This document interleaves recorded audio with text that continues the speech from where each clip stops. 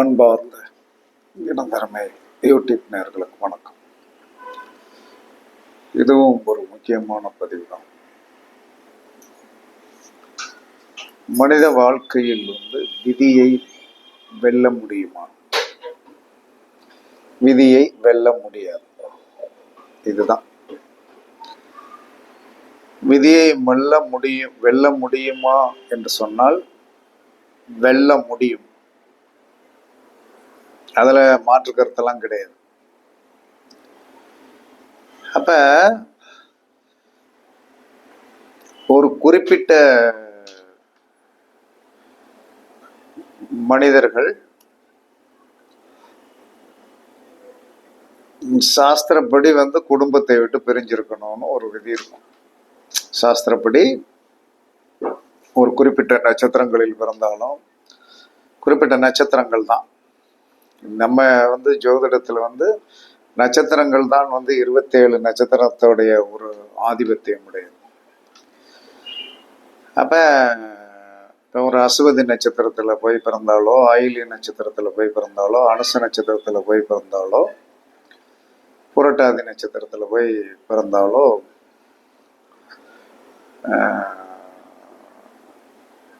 அந்த நட்சத்திரத்தில் போய் பிறந்த குழந்தைகள்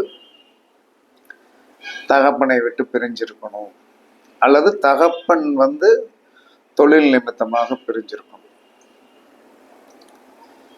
அப்படிங்கிறது சட்ட விதி. அதே சமயத்துல ரேவதி நட்சத்திரத்துல போய் பிறந்தாலும், கார்த்திகை நட்சத்திரத்துல போய் பிறந்தாலும், பூரம் மூலத்தில் போய் பிறந்தாலும் அந்த சாபம் என்பது மங்களம். அந்த மங்களம் என்று சொல்லக்கூடியது சேர்ந்து இருக்கக்கூடிய ஒரு அமைப்பு இருக்கார். அப்ப அது பிரிந்திருக்கணும். கல்யாணம் முடிச்சாலும் ஒரே இதுல கண்டினியூவா நான் இருந்துருவேன் அப்படின்னு சொல்வதற்கு சாத்தியக்கூறுகள் இல்லை. இது ஒண்ணு. அதே சமயத்துல திருவாதிரை, சித்திரை, திருவோணமும் என்ன சொன்னா இல்லற வாழ்க்கை தோஷம் உடையது. ஒன்று சூரியனுக்கு தோஷம் உடையது, ஒன்று சந்திரனுக்கு தோஷம் உடையது. சந்திரனுக்கு தோஷம் உடையது பரணி, மகம், கேட்டை, உத்திரட்டாய். அப்ப இது தாய்க்கு ஆகாது அப்படின்னு சொல்லி வரும்போது தாயை பிரிஞ்சிருக்கும்.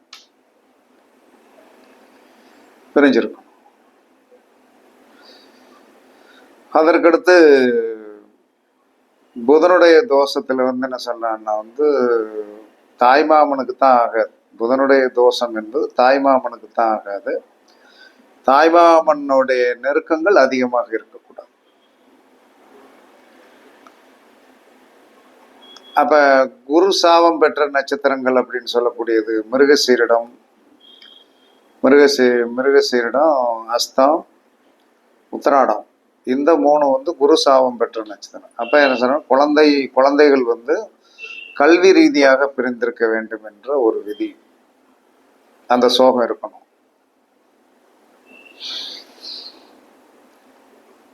சனி, அதுக்கடுத்து சனி தோஷம், புனர்பூசம், சுவாதி, அவிட்டம். இது தொழில் நிமித்தமாக தகப்பனோ தாயோ பிரிந்திருந்து இந்த குழந்தை அவலப்படணும் அப்படிங்கிறது, இளமையில அவலப்படணுங்கிறது ஒரு விதி. இப்ப சூரியனுக்கு வந்துருச்சு, சந்திரனுக்கு வந்துருச்சு, செவ்வாய்க்கு வந்துருச்சு, புதனுக்கு வந்துருச்சு, வியாழனுக்கு வந்துருச்சு, வெள்ளிக்கு வந்துருச்சு, சனிக்கு வந்துருச்சு. ராகு என்பது தாத்தாவை தான் காலி பண்ணும், அதை விட்டுறலாம்.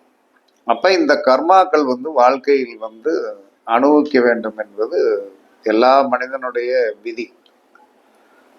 அப்ப இத கொஞ்ச நாள் நம்ம என்ன சொன்னோம்னா சாஸ்திர சம்பிரதாய ரீதியாக சூரிய தோஷம் உடையவர்கள் தகப்பனை பிரிந்திருக்கணும். அது எப்ப பிரிஞ்சிருக்கணும்னா இளமையில் பிரிஞ்சிருக்கணும். சந்திர தோஷம் உடையவர்கள் தாயை இளமையில பிரிஞ்சிருக்கணும். அதற்கடுத்து செவ்வாய் சாபம் பெற்றவர்கள் என்ன சொல்லலாம்னா இந்த சகோதரிகளை கொஞ்சம் இளம் காலத்தில் பிரிஞ்சிருக்கணும். அதற்கடுத்து என்ன சொல்றேன்னா, புதன் சாபம் பெற்றவர்கள் வந்து தாய்மாமனை வந்து அதிகமாக வந்து டச்சபிலிட்டி பண்ணக்கூடாது. அதற்கடுத்து வந்து என்ன சொல்றான்னா வந்து குரு சாபம் பெற்றவர்கள் வந்து என்ன சொல்றான்னா வந்து கல்விக்காக தாய் தகப்பனை பிரிஞ்சிருக்கணும். சுக்கிரன் சாபம் பெற்றவர்கள் வந்து திருமண பந்தத்தில் தான் அது பிரச்சனை என்று சொல்லி வரும்போது கொஞ்சம் வந்து என்ன சொல்லலாம்னா வந்து மனைவியை வந்து கொஞ்ச காலம் வந்து என்ன சொல்ல பிரிஞ்சிருக்கணும். சனி சாபம் பெற்றவர்கள் தொழில் நிமித்தமாக கொஞ்சம் பிரிந்திருந்தால் இவர்கள் வந்து என்ன சொல்லலாம்னா நிரந்தரமாக பாதிக்கப்பட மாட்டார்கள். நிரந்தரமாக பாதிக்கப்பட மாட்டார்கள். அப்ப ஒரு குழந்தை வந்து சூரியனுடைய தோஷத்தில் போய் பிறந்தாச்சுன்னா தகப்பனாரை விட்டு கொஞ்சம் வந்து ஒரு 6 ஆண்டுகள் 6 ஆண்டுகள் தான் கணக்கு. சூரியன் என்று சொன்னால் 6 ஆண்டுகள் கல்வி நிமித்தமாக இளமையில வந்து என்ன சொல்றேன் எங்க போய் ஹாஸ்டல்ல சேர்த்து விட்டுட்டீங்கன்னு வைங்க, அந்த குழந்தை வந்து என்ன சொல்லலாம்னா வந்து அந்த 6 ஆண்டுகள் வந்து எப்படி இருந்தாலும் அந்த பாலியத்தில் வந்து இருந்துடணும். பாலியத்தில் வந்து கண்டிப்பாக வந்து என்ன சொல்லலாம்னா இருக்கணும். இருந்துட்டால் தகப்பன் உயிருக்கு ஆபத்தில்லை. தகப்பன் உயிருக்கு ஆபத்து இல்லை. அப்ப இந்த பிரிதல் வந்து ஒரு உயிரை வந்து காப்பாற்றுகிறது. 6 வருடங்கள். ஏன்னா 6 வருடங்கள் வந்து என்ன சொன்னா கண்டிப்பாக இந்த குழந்தை வந்து ஒரு 10th படிச்ச பிறகு கரெக்டா வந்து ஒரு 2 வருஷம் +2, ஒரு 4 வருஷம் என்ன சொன்னா என்ஜினியரிங் முடிஞ்சிச்சா. அப்ப தகப்பன் காப்பாற்றப்படுவான். அல்லது என்ன சொன்னா பூர்வீக சொத்தை வந்து வித்துறணும். பூர்வீக சொத்தை வித்துறணும். பூர்வீகம் என்பது உங்களுக்கு வந்து என்ன சொன்னா வந்து தகப்பன் தகப்பனோடு சேர்ந்தது. அப்ப பூர்வீகம் என்பதும் தாத்தாவுக்கும் அப்பாவுடைய ரிலேஷன்ஷிப் வந்து இருக்கிற ஒரே இடம் வந்து என்ன சொல்லலாம்னா எங்க பூர்வீக வீடு, பூர்வீக சொத்து இதெல்லாம் உண்டு. அப்ப இதுல முக்கியமாக நீங்கள் கடைபிடிக்க வேண்டியது சூரியனுடைய தோஷத்தில் பிறந்த குழந்தைகள் ஒரு 6 ஆண்டுகள் கண்டிப்பாக தகப்பனை விட்டு பிரிந்திருக்க வேண்டும். இது வந்து என்ன சொல்றேன்னா நீங்க வந்து பாலியத்திலே இந்த கதையை வந்து நடத்திடணும். இல்லைன்னா இந்த பையனுடைய கல்யாணத்தையோ இந்த பிள்ளையுடைய கல்யாணத்தையோ வந்து என்ன சொல்றான்னா தகப்பன் பாக்குறதுக்கு உயிரோட கண்டிப்பா இருப்பார். இதுதான் இதுக்கு ரெமிடி. இல்லைன்னா என்ன சொன்னான்னா எங்க அப்பா வந்து இல்ல எங்க அப்பா வந்து என்ன சொன்னான்னா வந்து விட்டுட்டு போயிட்டாரு அப்படின்னுங்கிற ஒரு நிலைமை உருவாகிடும்.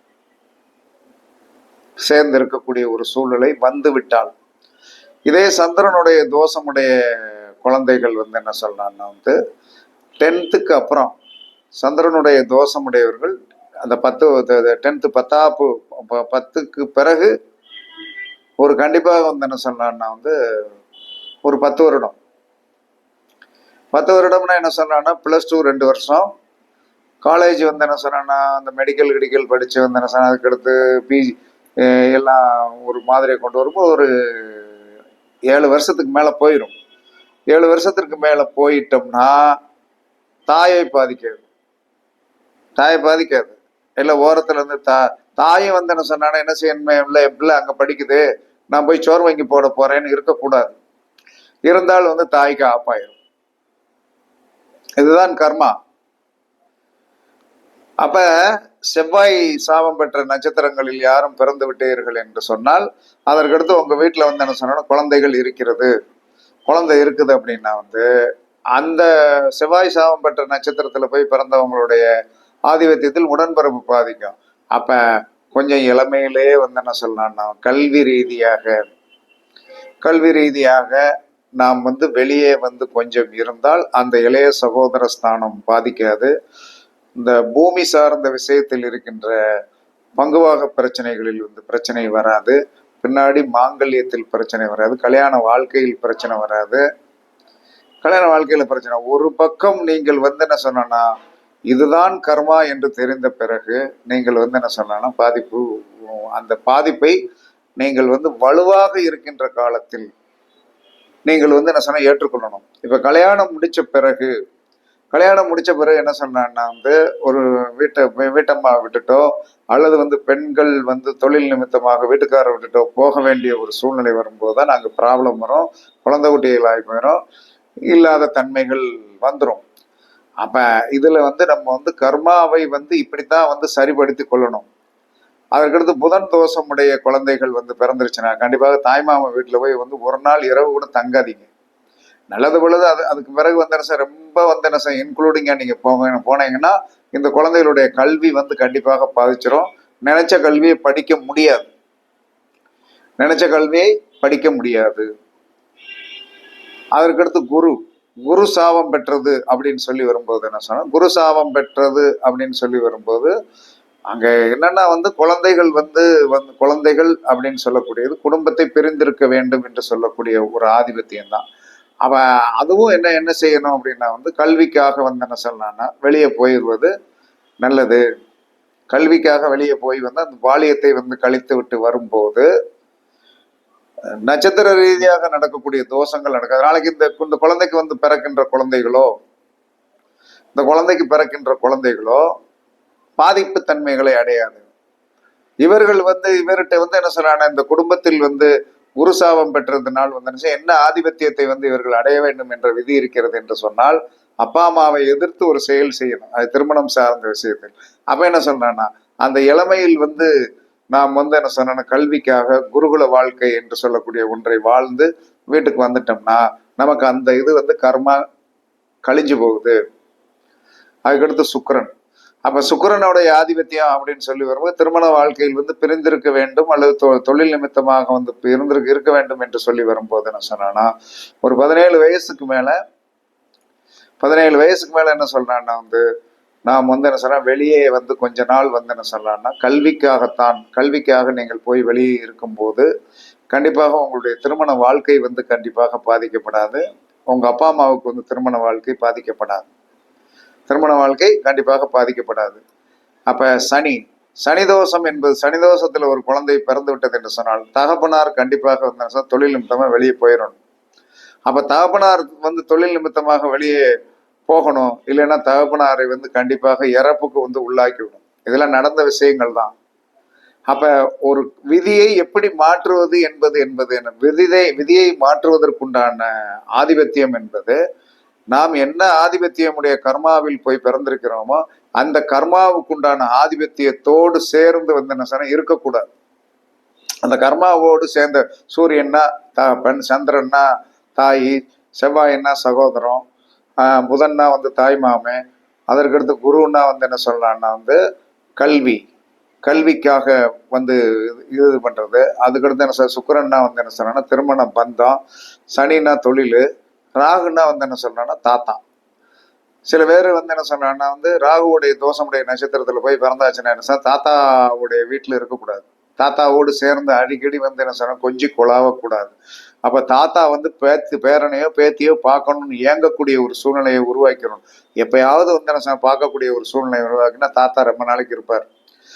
அப்ப காலச்சக்கரம் என்ன சொல்லுகிறது என்று சொன்னால் ஒன்று தோஷமானது என்று சொன்னால் அந்த தோஷத்தை வந்து என்ன சொன்னா வந்து உயிரை வந்து அதற்குண்டான காரக உயிர்கள் விழுந்து இழந்து இயக்கத்தோடு இருப்பதை தவிர்ப்பதற்காக நீங்கள் வந்து என்ன சொன்னா வந்து இயற்கை என்று சொல்லக்கூடிய இயற்கைக்கு அப்பாற்பட்ட செயற்கையாக தகப்பனை பிரிதல், தாயை பிரிதல், சகோதரனை பிரிதல், அதற்கடுத்து தாய் மாமனை பிரிதல், அதற்கடுத்து என்ன சொல்றான்னா வந்து குருவை பிரிதல். அப்ப குருவை பிரிதல் அப்படின்னு சொல்லி வரும்போது என்ன சொல்றாங்கன்னா கல்விக்காக வந்து என்ன சொன்னா குருவுக்கு வந்து எங்கேயாவது வந்து என்ன சொல்றான்னா வந்து ஒரு இடத்துல வந்து என்ன சொன்னா இந்த டியூஷன் போய் ஒரு ஒரு இவங்க வீட்டுல எல்லாம் இருந்து படிக்கக்கூடிய ஒரு சூழ்நிலைகள்லாம் வந்து என்ன சொன்னா கண்டிப்பா வரும். அந்த மாதிரி வந்து ஒரு சூழ்நிலைகள் வந்து நமக்கு வரும். அதனால வந்து என்ன சொல்றான்னா வந்து நீங்கள் வந்து என்ன சொன்னா இதெல்லாம் வந்து என்ன சொன்னா வந்து நடைமுறைப்படுத்திக்கணும். சனி அப்படின்னு சொல்லி வரும்போது தகப்பனார் தொழில் நிமித்தமா வெளியே போயிடணும். அப்ப பின் வாழ்க்கையில் வந்து என்ன சொன்னாலும் இந்த குழந்தை வந்து பாதிக்கப்படாது என்பது சாஸ்திரம். இது ஒரு ஆராய்ச்சி பூர்வமான அறிவு, அவ்வளவுதான். அப்ப நம்ம வந்து விதியை மாற்ற வேண்டும் என்று சொன்னால் ஒரு நட்சத்திரம் என்று என்ன ஆதிபத்தியத்தில் பிறந்து விட்டதோ அந்த ஆதிபத்தியமுடைய அந்த நட்சத்திரத்திற்கு உண்டான பாதிப்பு தன்மைகளை நாம் விரும்பி ஏற்று அதை என்ன சொல்றான்னா இப்ப ஒருத்தருக்கு இறப்பு தோஷம் இருக்குன்னா என்ன செய்வீங்க? இப்ப இறப்பு தோஷம் இருக்கு. இப்ப எனக்கெல்லாம் ஜென்மச்சனி என்ன சொல்ற முடிகிற ஸ்டேஜ் வந்துருச்சு. அப்ப எதுக்கு திருப்பதியில போய் மொட்டை போட்டது? மொட்டை போடுற போற இடத்துலயும் காலவாரி விட்டவன். மொட்டை போட போற இடத்துல என்ன சொல்றான்னா போய் 11 மணிக்கு மொட்டை போட போகும்போது விடிய காலம் பாத்ரூம் போகும்போது காலை என்ன சொன்ன தண்ணியில லேசா வலிக்கு என்ன சொன்னா மிளகா கழுவு வச்சவன் தான். அப்ப நாம எதுக்காக போயிருப்போம்? மொட்டை வருஷம் போடுறது நம்மளுடைய இயல்பு நிலையாக இருந்தாலும் இந்த வட்டம் முடிவுரையாக போகுது. முடிவுரை என்பது என்ன சொன்னா ஒரு ஜென்மம் என்பது சாதாரண விஷயம். அது 3வது சுத்து என்பது ஒரு சாதாரணமான விஷயம் கிடையாது. எங்க வர்க்கத்துல என்ன 3வது சுத்தை யாருமே என்ன பார்த்ததே கிடையாது. எப்படி பாருங்க, அப்படிப்பட்ட புண்ணியம் பண்ணிட்டு வந்த வீடுகள் எல்லாருமே குறிப்பிட்ட காலத்திற்கு மேல சுவாக ஆகியிருக்காங்க. எல்லாமே போயிட்டாங்க. நான் தான் என்ன சொன்னேன், நான் தாண்டி உட்காந்துருக்கேன். இந்த ஆன்மீகத்துக்குள்ள வந்ததுனால அப்ப என்ன சொன்னா, அப்ப ஒரு இறப்பு தோஷம் உடையவர்கள் என்ன செய்யணும் அப்படின்னா கண்டிப்பாக மொட்டை போட்டுரும். மொட்டை போட்டாச்சுன்னா கண்டிப்பாக அந்த மொட்டை போட்டுட்டு நீங்க உங்க ஃபேஸ பாருங்க. கண்டிப்பாக உங்களை பார்த்தாலே உங்களுக்கு நல்லாவே இருக்கு. அதற்கடுத்து ஒரு 5-6 நாள் கழிச்சு அந்த ஃபேஸ் வேற மாதிரி மாறிடும். அதே சமயத்தில் என்ன சொல்றான்னா ஒரு ஃபீனரல் இறப்பு வீடுகளுக்கு உதவி செய்தலும் சனியோடைய தோஷத்தை போக்கிடும். இறப்பு வீடுகளுக்கு உதவி செய்தல் சனியோடைய தோஷத்தை சொல்லும். ஒருத்தர் வீட்டுல திடீர்னு ஒரு விரையாளி இருந்துச்சு. உடனே போய் நம்ம அந்த இடத்துல கொஞ்சம் திக்கு தெரியாம என்ன செய்யறது, இப்ப என்ன பண்றது அப்படின்னு இருக்கிறவங்க ஒரு 5000 10,000 கொடுத்து இப்போதைக்கு செலவுக்கு வச்சுக்கணுங்க, பிறகு என்ன சொன்னா பாத்துக்கலாம் அப்படின்னு சொல்வது உங்களுடைய ஆயுள் தன்மைகளை சீர்தூக்கி கொடுக்கும், சரி பண்ணி கொடுக்கும். சூரியனுடைய தோஷமுடையவர்கள் என்ன சொல்றான்னா தன்னுடைய அப்பா மாதிரி இன்னொருத்தரை பாவித்து என்ன சொன்னா அவருக்கு உதவி செய்தது தோஷத்தை போக்கும். சந்திரனுடைய தோஷமுடையவர்கள் தன் தாய் மாதிரி இன்னொருத்தரை நினைத்து அவர்களுக்கு உதவி செய்தால் சந்திரனுடைய தோஷத்தை போக்கும். செவ்வாய் சாபம் பெற்றவர்கள் சகோதரன் உறவு சகோதரி உறவை ஒன்று உருவாக்கி கொண்டு அவர்களுக்கு உதவி செய்வதன் மூலமா செவ்வாய் சாபத்தை போக முடியும். புதன் தோஷம் உடையவர்கள் என்ன சொன்னா குழந்தைகளுக்கு கல்விக்கான உதவிகளை செய்து புதன் தோஷத்தை போக்க முடியும். குரு தோஷம் உடையவர்கள் தனக்கு கல்வி சொல்லி கொடுத்த வாத்தியாருக்கு வஸ்திரதானம் பண்ணி அந்த தோஷத்தை போக்கிக் கொள்ள முடியும். சுக்கிரனுடைய தோஷமுடையவர்கள் திருமண உதவிகளை செய்து அந்த தோஷத்தை போக்கிக் கொள்ள முடியும். அதற்கடுத்து சனி தோஷம் உடையவர்கள் ஏழை தொழிலாளர்களுக்கு உதவி செய்வதன் மூலமாக தன்னுடைய தோஷத்தை போக்கிக் கொள்ள முடியும் என்று சாஸ்திரம் சொல்லுகிறது. பரிசித்து பாருங்கள். இதுதான் விதியை மாற்றுகின்ற வழி. விதியை மாற்றுகின்ற வழிக்கு எந்தெந்த கோயிலுக்கோ போய் ராத்திரியெல்லாம் விரிச்சு படுத்திருந்தேன், கோயில்ல போய் பௌர்ணமியில போய் விளக்கு பொருத்திட்டு உட்கார்ந்துருந்தேன். இதெல்லாம் நடைமுறைக்கு சாத்தியமாகாது. உடல் என்ன சொன்னா உருகணும். கர்மாவை என்ன சொன்னா என்ன ஆதிபத்தியத்துல போய் பிறந்திருக்கிறோமோ அந்த ஆதிபத்தியத்திற்குண்டான கிரகத்திற்குண்டான காரகத்துவத்தை நீங்கள் அனுபவிக்க கத்துக்கிடணும். அது பிராக்டிக்கலாக என்ன சொன்னா அதுவாக கொடுத்து நம்மளை கஷ்டப்படுத்துவதிட நாமளே விரும்பி ஏற்றுக்கொள்ள வேண்டும். இதுதான் விதியை மாற்றக்கூடிய வழிகளில் மிக மிக முக்கியமானது. இதை பரிசித்து பாருங்கள். கண்டிப்பாக என்ன சொல்லலாம்னா எல்லோரும் என்ன சொல்லணும், ஒரு குறிப்பிட்ட சூரியன்னா 6 வருஷம், சந்திரனா 10 வருஷம், செவ்வாய்னா 7 வருஷம், புதன்னா என்ன சொன்னா 17 வருஷம் அப்படிங்கறத கணக்கு பண்ணாதீங்க. குறைஞ்சது என்ன சொன்னா அந்த 17ல பாதியை எடுத்துக்கிடுங்க. அதுக்கடுத்து என்ன சொல்றான்னா புதனுக்கு அடுத்து என்ன சொல்றான்னா குருன்னா 16 வருஷம்னா அதில் பாதி எடுத்துக்கிடுங்க. அதற்கடுத்து சுக்கிரன்னா அதுல பாதி 10 வருஷம் எடுத்துக்கிடுங்க. சனினா 19 வருஷத்துல பேர்வாதி எடுத்துக்கிடுங்க. எடுத்துக்கிட்டு அதற்குண்டான காரகத்துவத்தை சூரியன் என்று சொன்னால் தகப்பன் சார்ந்த ப்ராப்ளங்கள், சந்திரன்னா தாய் சார்ந்த ப்ராப்ளம், செவ்வாய் என்று சொன்னால் சகோதரன் சார்ந்த ப்ராப்ளம், அதற்கடுத்து புதன்னா கல்வி சார்ந்த ப்ராப்ளம், குரு என்று சொன்னால் வாத்தியார் சார்ந்த ப்ராப்ளம், சுக்கிரன் என்று சொன்னால் திருமணம் சார்ந்த ப்ராப்ளம், அதற்கடுத்து சனி என்று சொன்னால் என்ன சார் வேலை சார்ந்த ப்ராப்ளம், ராகு என்று சொல்லக்கூடியது தாத்தா சார்ந்த விஷயம், போகம் சார்ந்த விஷயம். இதுல எல்லாம் என்ன சொன்னா உங்களுக்கு வீக் இருக்குது. நீங்க அந்த மாதிரி அமைப்புல பிறந்திருந்தீங்கன்னா அந்த அமைப்பை நீங்கள் மனப்பூர்வமாக தலையை கொடுத்து ஏற்று அதில் உழண்டு கொண்டீர்கள் என்று சொன்னால் பிராக்டிக்கலாக விதி வழி வருகின்ற கர்மாவிலிருந்து நீங்கள் தப்பிப்பீர்கள் என்று சாஸ்திரம் சொல்லுகிறது. பரிச்சித்து பாருங்கள், வெற்றி பெறுங்கள் என்று கூறி உங்களிடமிருந்து விடைபெறுவது சிப்பிப்பாறை ஜோதிடர் சாதி ராகவன் ஜெயபாலாஜி. சுகமே சொல்க, சுகமே சொல்க. வாழ்க வளமுடன், வாழ்க வளமுடன். வணக்கம், வணக்கம், வணக்கம்.